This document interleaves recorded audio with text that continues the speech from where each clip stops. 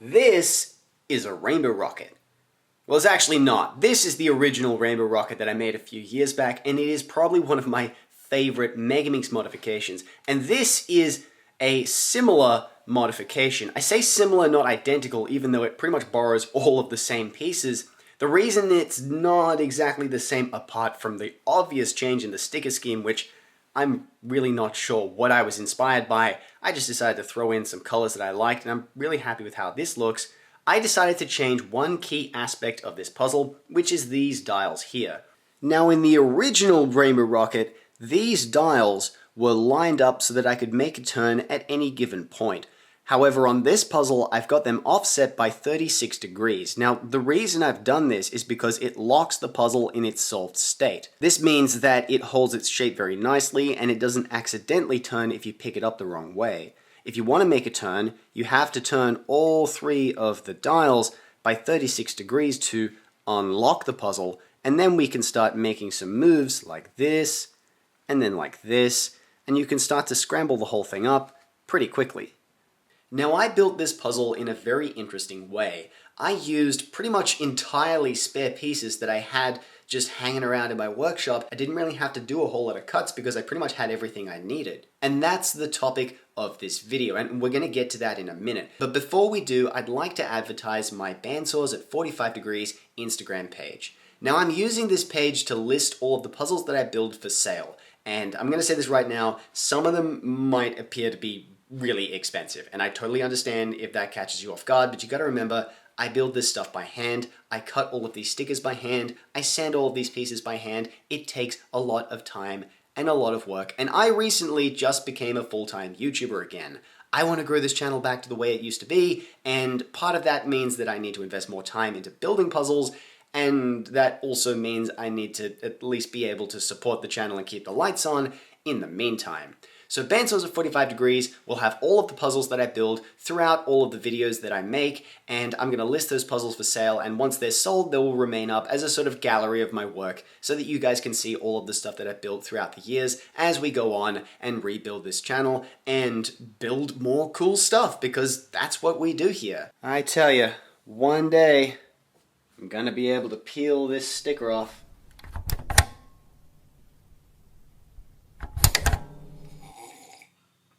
Do you want to know what this is?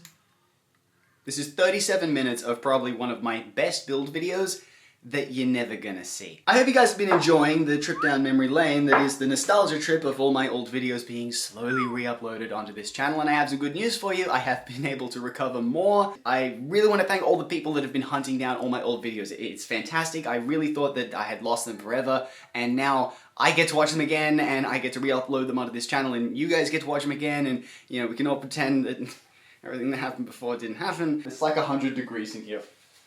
I have to do like the surgeon thing. Why am I so out of focus? Baby, I'm never focused. It's like it's really hot in here. I'm glistening. Ugh.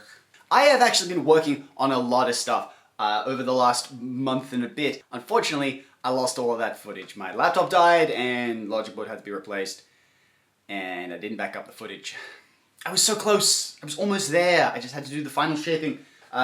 I will finish this and I'll show it off in a later video, but you don't get a build video, which really sucks. In the meantime, I have to think towards the future, and a question has been on my mind, and that question is, how many Megaminxes do I have? It's an interesting question because I have been modifying them for a long time, and I have collected a lot of spare parts, and I also have a lot of unfinished modifications that have been kind of hanging around in my collection, and I actually think I have a lot more than I initially thought, and I want to explore that today. Okay, so let's start with all of my unmodified Megaminxes, of which I have about 8. 1, 2, 3, 4, 5, 6, 7, 8. So those are all of my untouched, pristine mechanisms that I can modify to the hills. Now let's get all of my unfinished modifications. I have more. Alright, we got, I think this was an icosahedron. This is actually my first attempt at the cubic Megaminx, or the deep cut cubic Megaminx. I actually never finished this one, and I ended up modifying another one, and I've left this one ever since. It's still got the uncolored milliput in there. And a brief attempt of me to try and darken it too. And then we've got this here, which was the inspiration for the hex geode. 1, 2, 3, 4, 5, 6, 7. So there we have it. 7 plus 8.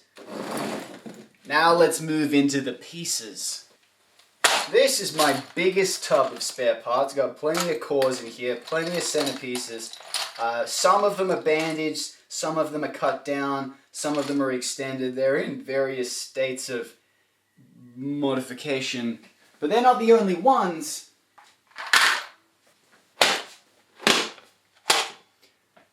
Wow. There's a lot of pieces here.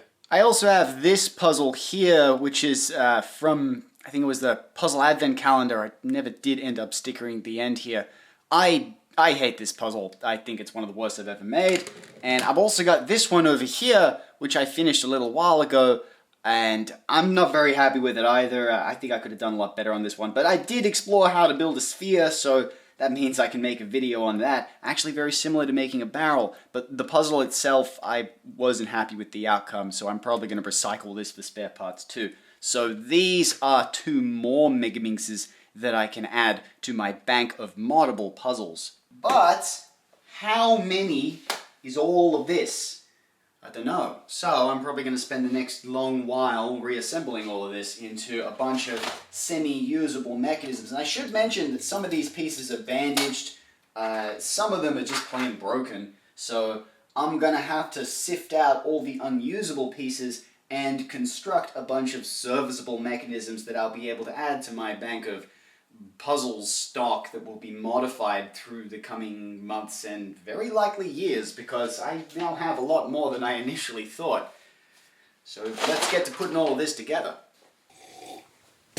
Ta-da! Look upon my works, ye mighty and despair. We got 1, 2, 3, 4, 5, 6, 7, 8 Megaminxes reassembled, and I'm thinking that's actually where I'm gonna leave it for now, and there be method to my madness.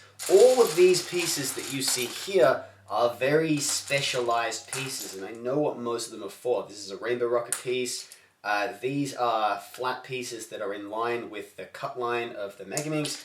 This one's for a Hexaminx. These are all very important and specialized pieces. And I have 5 more cores here, which means I have at least 5 more Megaminxes. But I want to leave all of these as spare parts just in case I need them.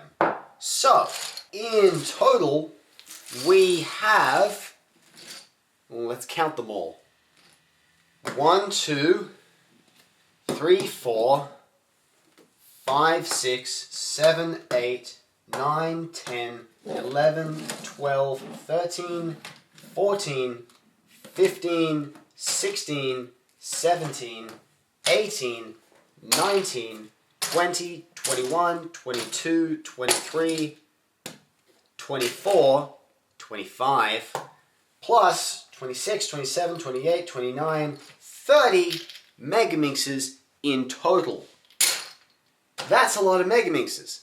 No, I won't be doing a 30-day 30 build series. The videos and the projects just end up sucking. But if you have an idea for a Megaminx mod that you want to see me do, leave a suggestion in the comment section below. I do actually read them, and I can't promise that I will build your suggestion, but I always love seeing them.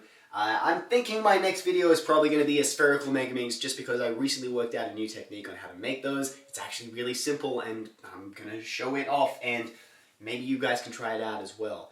But until then, please check out Pencils at 45 Degrees. There's not a whole lot on there at the moment, but it will be growing in time as more of my projects come out, as this channel continues to grow. And along with that, I want to thank everyone who has supported me on Patreon. I have recently become a full-time YouTuber again. Like I said before, it is fantastic to actually have finally started doing this again full-time. Like, it's been a 3-year journey to go from, you know, deleting the old channel and then doing everything that I needed to do to get back to making videos full-time again, and I really can't believe that I actually managed to do that. But, you know, I'm still only at 4,500 subs. I've got to grow that. I've got to grow the bank of new content because I can't just rely on re-uploading old content. A lot of stuff to do. Now I have the freedom and the time to do it, so let's do that. Until then, thank you guys for watching, and thank you to everyone who has helped me find